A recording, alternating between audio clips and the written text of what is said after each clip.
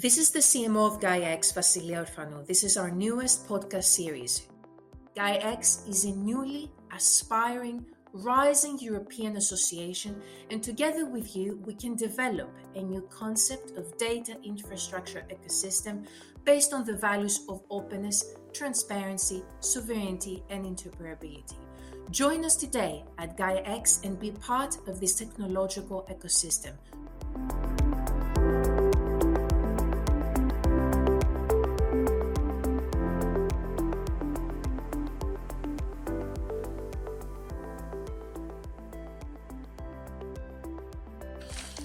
This is the Gaia-X podcast series with wonderful guest Peter Verkoulen, coordinator of the Dutch Hub. Peter, hello, good day, how are you? Hi, good afternoon. I'm fine. And you? Thank you very much. Thank you very much for joining us in our first Gaia-X series, podcast series for the Dutch Hub. We really hope that we can have this conversation with you and equally presenters from the Dutch Hub from a Gaia-X perspective. So I would like to discuss with you as a first instance, and overall, what is the purpose of the hub ecosystem, which is the added value that it can bring, but from your perspective, the perspective of the Dutch ecosystem in general? The objective of each of the hubs within Gaia-X, so also the Dutch one, is let's say twofold. Namely, first of all, to make the connection to what's happening at the ISBL level, at the central level of Gaia-X. And the second one is, let's say, use case development. Go a little bit further into both of them. Let's say the connection between what's happening at the Gaia-X at the ISBL level.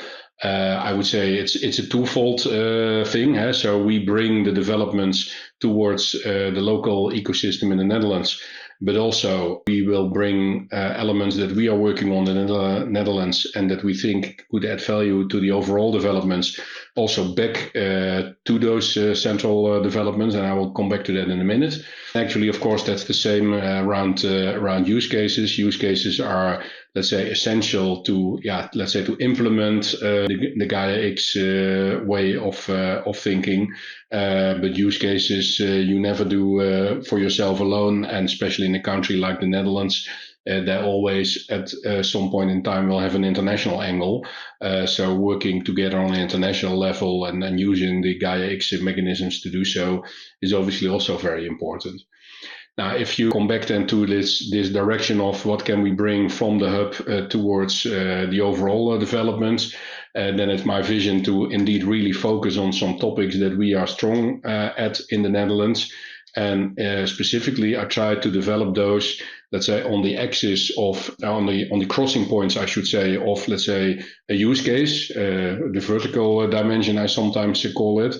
And the horizontal dimension is the generic topics that we are looking at, like, for instance, assurance and accreditation. And so if we can, this is exactly a concrete example, if we can work on assurance and accreditation in a specific use case, and we can bring the traction of that towards the ISBL developments, then we really add value.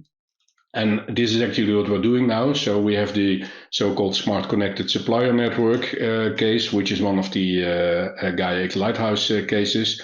And we are working in the Netherlands on the question, okay, how do we achieve assurance and accreditation? So how do we know that a certain service has certain properties? We work on that in the Netherlands because the Netherlands is very strong on this topic, because we have the so-called Online Trust Coalition working on that already for a number of years. And we have Norea, that's a group of EDP auditors in the Netherlands, which is a very big and strong profession here. They are participating in that project.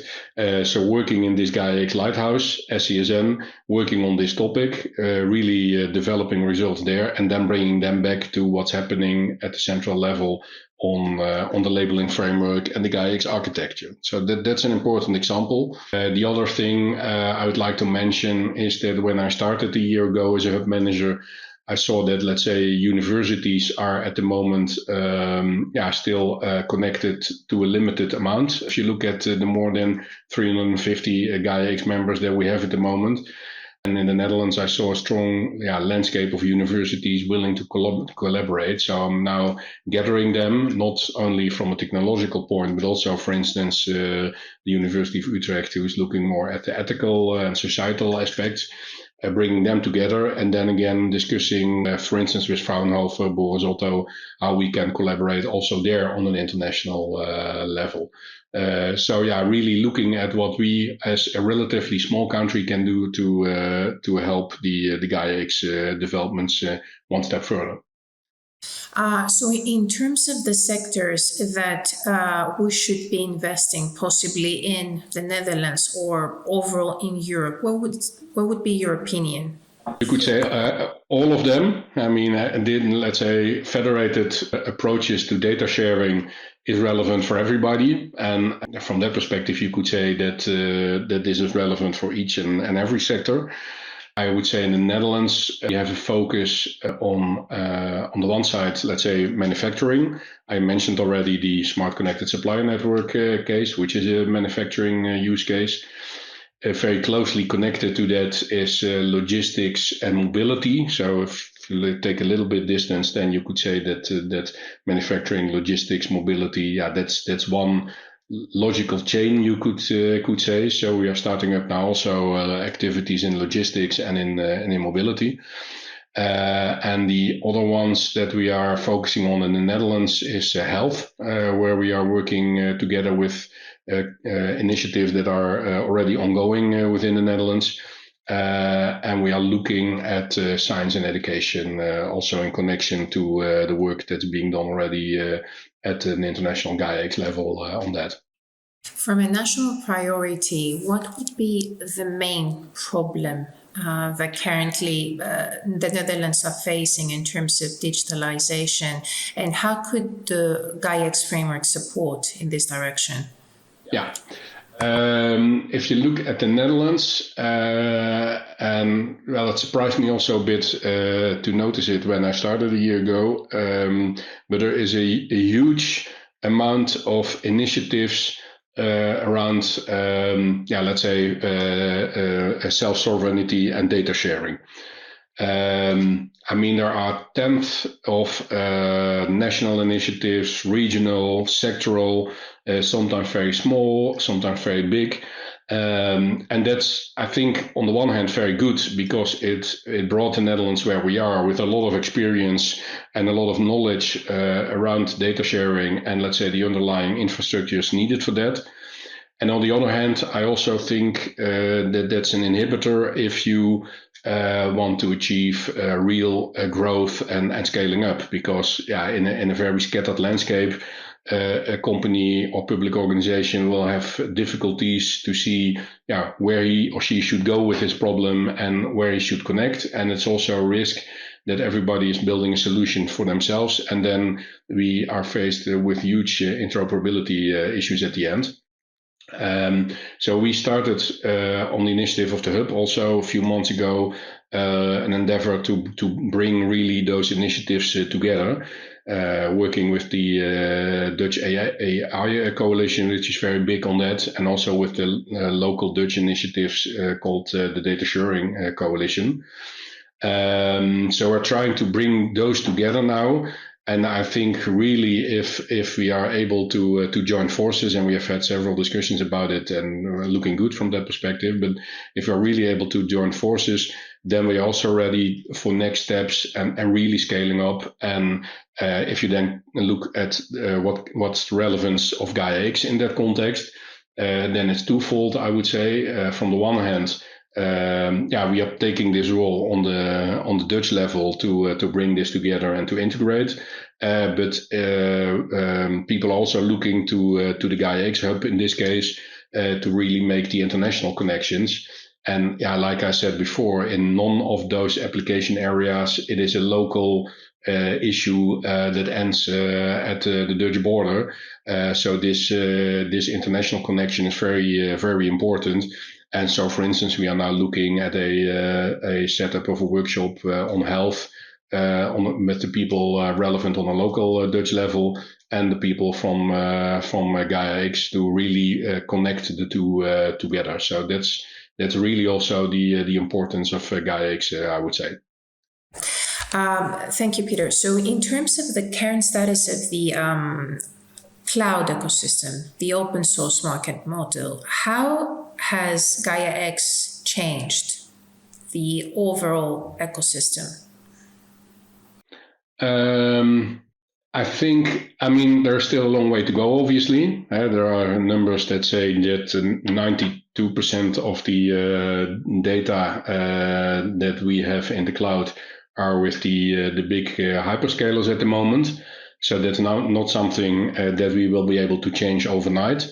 However, I see that, let's say, Gaia-X has really started the discussion and started the journey towards a more federated approach, where still big players can play a role, but where sovereignty goes back to, let's say, the organizations and the persons who also own the data, you could say.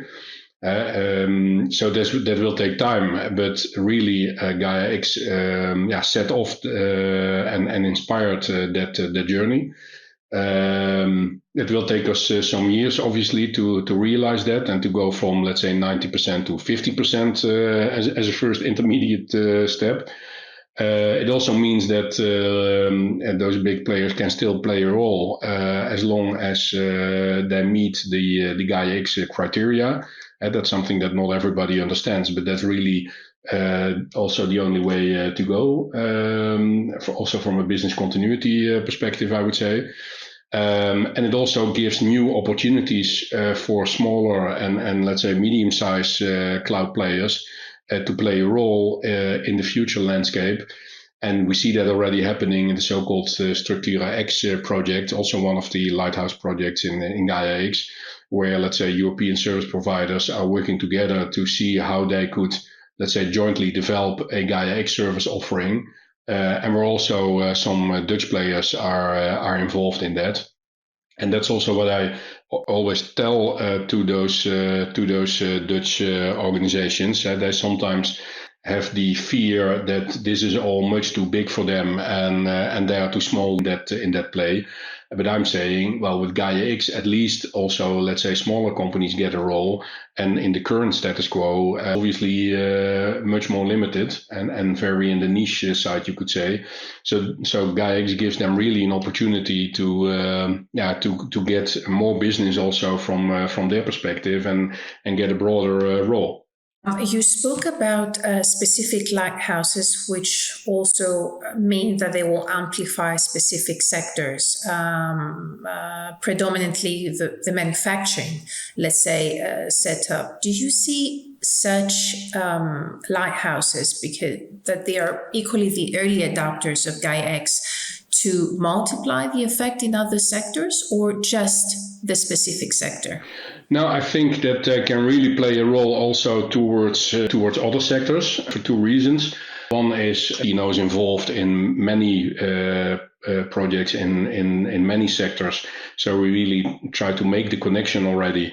And for instance, looking now at how the things that have been developed in SCSN could also be used in, for instance, a health context. So Tino is actively, let's say, stimulating and supporting that. But that's also something that more people are interested in, and that's also the objective of bringing those initiatives together to avoid that everybody is inventing the wheel once again, but that we work with the results that have been delivered elsewhere, can be in different sectors, and we modify them to get a step further in our specific case, instead of starting from a blank sheet of paper again. So that's a very important component, and we, like I said, we see that happening also now already between, for instance, SCSN and health. And the other thing is that, let's say, you can talk, for instance, about the manufacturing sector, and SCSN has been developed specifically for that. But in manufacturing, also the goods have to be transported. So an organization gets involved with logistics providers. They have to insure some of their stuff. So they get in the finance space. They have to pay taxes, also in the spine. They work with banks. They have to work with government. So it is, if you think that you can, as a company, remain in one sector, in one data space, and you will never get out that one silo, I think you are mistaken. So that's also a very important reason to make those connections, because in the end, we have to achieve this overall interoperable solution. Peter, Gaia-X is growing gradually, but there are also a number of things that should be taken, let's say, some elements that we need to clear before we move forward. What would be your call to action from a Dutch perspective as to the elements that we would need to work further?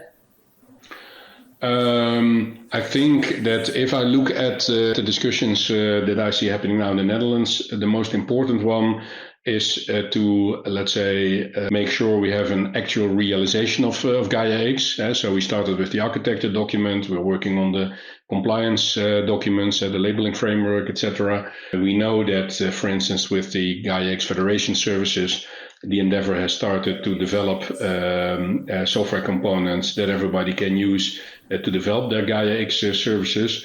But I sometimes get the discussion, how can you say that a certain project is Gaia-X compliant when there is still not a let's say, Gaia-X service that I can buy off the market? So I think the most important one is to really make sure we get a first Gaia-X realization, and then, let's say, think about extensions and new topics, etc., etc. To really make it tangible, to really experiment in those use cases, and then from there extend the approach and extend the framework. Mm-hmm. And in terms of the criticisms that Gaia-X has received, which I'm pretty sure you have also read or heard as well, what would you say to this criticism that they may not think that Gaia-X is going to scale? Well, I mean, it's obviously a bold endeavor, I would say. So I guess that, say, the Americans put a man on the moon. People also thought, well, are we going to have a successful result here in a few years' time? When people started to think about that, I think that if you look at the developments in the past few years, then Gaia-X gives us the best opportunity to get control over our data, and from that digital sovereignty perspective, make sure that we can grow from an innovative and economic and societal perspective. So I think Gaia-X is our best chance. It's not easy. It's working together with a lot of companies and organizations. It means that you sometimes need more time for things than when the two of us would do it together. But also we need really that scale to make it successful. So I would, let's say, invite people who are having criticism to really talk about it, to make it concrete, and not kind of semi-religious discussion, I don't like this or I like that, but to really make it concrete and to join us to elaborate on that, and to make sure that we resolve any issues that they rightfully or wrongfully may identify. If you were a new company, a startup, or even a bigger company, and you would be interested to join Gaia-X, which would be the top 3 priorities that would interest you to join the initiative? Well, I guess it depends a bit on whether I would be let's say, a data user or a technology provider. If I would be a technology or solution provider, then I would really join to get scale. So, for instance, getting back to this Structura X project that I just mentioned, if as a relatively small company, and even a big company in the Netherlands is a small company on a global scale, so to say. So if I join then I can use the power of that combined group of companies and organizations in an open way instead of having to do it all by myself, which I'm much too small for in this example. And actually, I think that holds also for data usage perspective. Let's say Gaia-X would give me the ecosystem to share my data with my business partners and maybe also my competitors, because sometimes you also collaborate with your competitors.